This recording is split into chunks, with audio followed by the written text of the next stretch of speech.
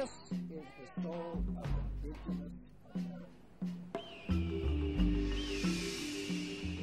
The journey to the nation of Hawaii explored the growing movement right along the century old.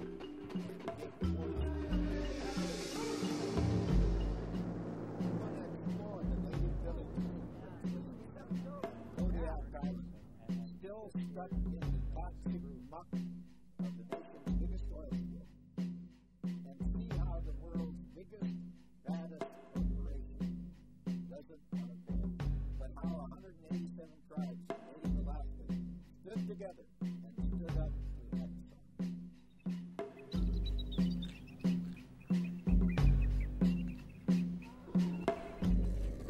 Subsistence isn't just going out there throwing a line in the water. It's a whole way of life. It's the process. We understand where that fish comes from. We understand where that beluga is born, where the spawning areas are for these fish.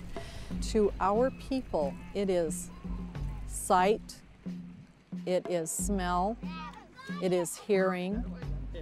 You know, that's all in the part of the learning of being an Alaskan Native. And we're not afraid of death.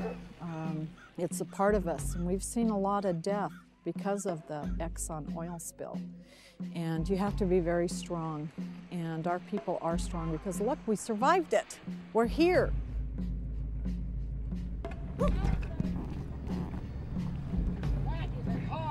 Yeah, that's a nice one. You want to see how one could just be part of the sound, spared from the spill, and be the key. Because the spill went to the west and not to the east, the catalyst for this community has been these Copper River salmon. The prices just keep going higher and higher. So I shifted my energy to over this region. And I said, if you want to fight, then let's do it. So here we are.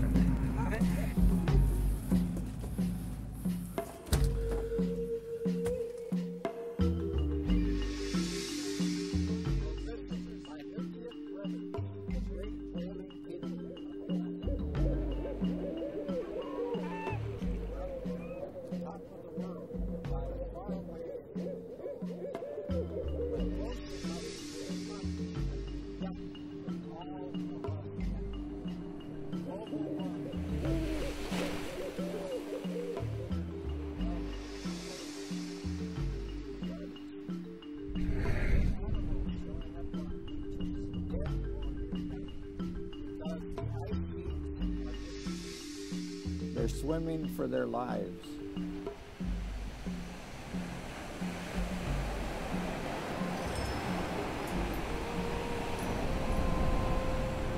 Behind me is the Arctic Sea. With every wave that comes in, a part of native Alaska goes with it. In my lifetime, 3/4 of a mile was the shoreline out there. Today, the ocean is right up to the barrier. We're sitting on an erosion barrier along the Arctic Sea here.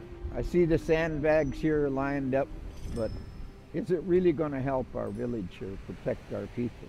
You know, this is the front line for that issue, and I'm going to be here talking to our people, listening to their stories. They're the ones who can tell the real stories of what has taken place up here.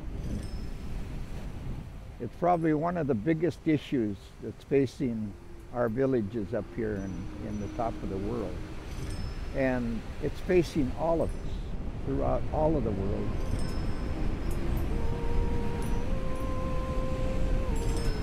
Wow, look at the erosion along here. Boy, this ocean is mean. I've never seen water like this before. It's got so much erosion to it. It's eating this whole shoreline away. I might be freezing right now, but they just had the warmest September ever. You know, that tells us that, you know, there's changes going on.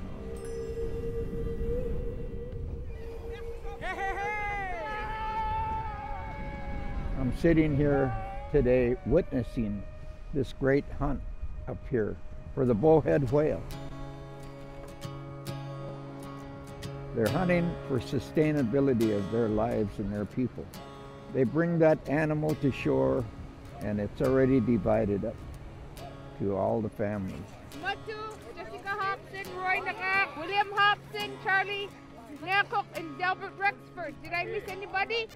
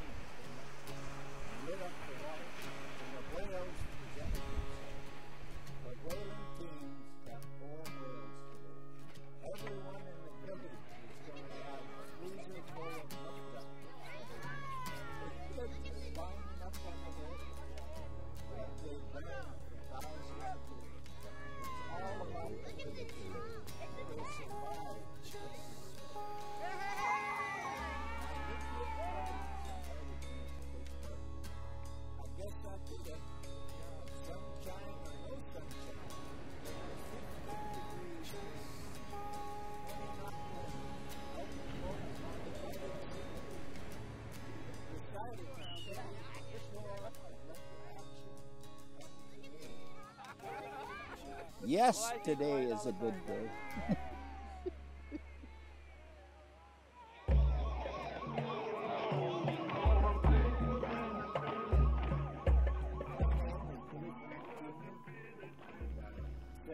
Years old, and I lived on this river all my life. Fought for treaty fishing rights, first arrested when I was 13 years old, right here on this water. And my dad fought him for his whole lifetime. This was all open country. My dad always said they took that treaty and they wiped their ass with it. And that's what he said. They never even read it. And the country was in such a mess, and there was a change going on. And them kids come and fished with us and went to jail here. It was a continual battle. All the game wardens and, all the sheriffs and everybody come and arrested us. And they gassed us. They gassed all of us, Kids, little kids, everybody, So we took it to them right here on the river. You have to fight. You have to fight for your right. You have to go to jail. It's too bad that's the way it is. There's people still locked up in jail yet that was fighting for their right. Well, that was the starting of the Boldt decision. Now we're managers, and so now we can bring people together. With us all working together, and there's a lot of good things that happen.